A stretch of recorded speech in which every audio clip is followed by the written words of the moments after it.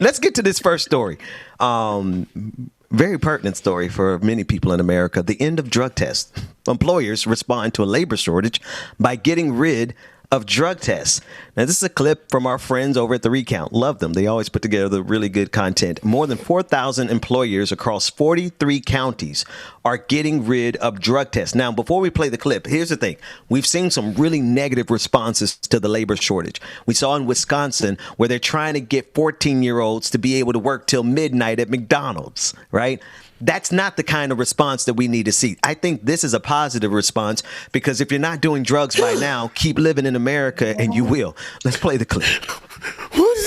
Companies are getting rid of drug tests. Why? Because they can't find enough workers. In the midst of global labor shortages, employers in the U.S. and around the world are doing away with drug tests in a desperate bid to attract more applicants, fill more roles, and retain more workers. A survey released this week from staffing firm Manpower Group indicated that 9% of more than 45,000 employers globally were eliminating job screenings or drug tests as an incentive. That equates to some 4,050 employers from 43 countries. Some of the world's biggest companies have already caught on to the fact that screening measures like drug tests threaten to weed out candidates from an already small talent pool. In June, Amazon, the second biggest global employer based out of the U.S., announced that it would no longer test for marijuana in its pre-employment drug testing screening for jobs not regulated by the U.S. Department of Transportation.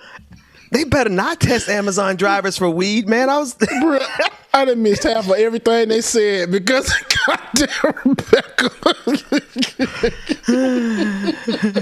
Wait a minute. Hey, Rebecca. Hey, Rebecca. Hey, how you doing? With the Baba Ran. It's popping, sis.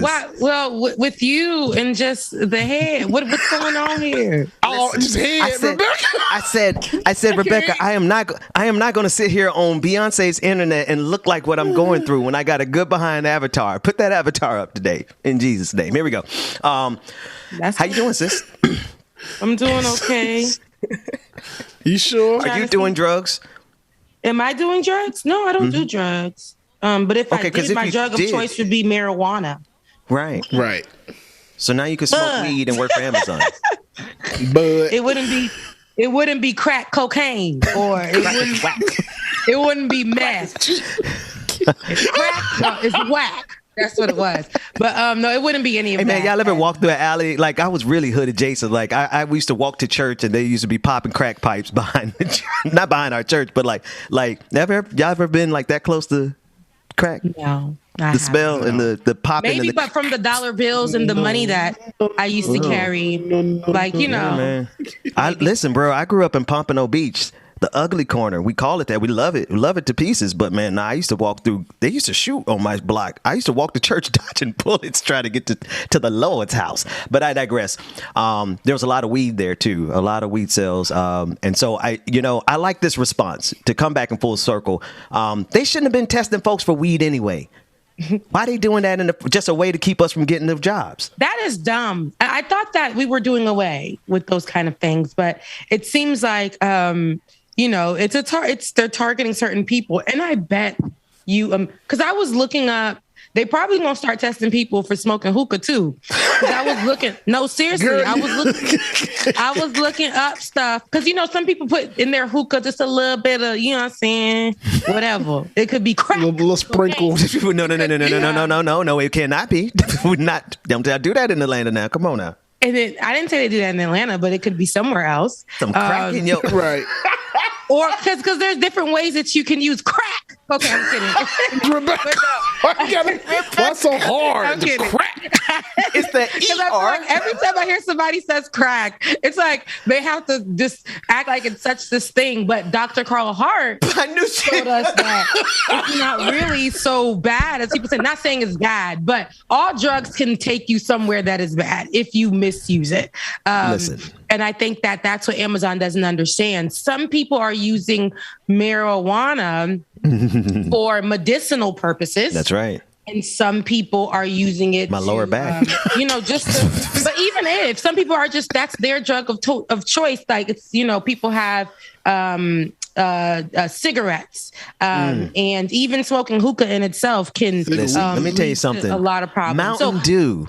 The fact that Mountain Dew is legal and weed is not tells you everything you need to know about this system. Because when's the last time y'all drank one of them devils? Oh, I don't drink Mountain Dew. Oh my God. I messed around and had one yesterday and I thought I was going up to the upper room, bro.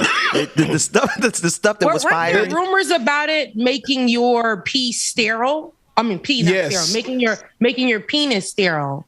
Oh, no, we don't have those kind of problems. But let me tell you, it's not true. So it was rumors. It was a lie. So I'll say this. Yeah. I still if drink you Mountain Dew. drink, I can you do? So your pee must be as yellow as hell. Because I feel like water if with you it. drink Gotta drink Mountain water Dew, with it. your pee just comes Now, out. wait. Now, let's have a real conversation here. We know, Dwayne. Dwayne said it.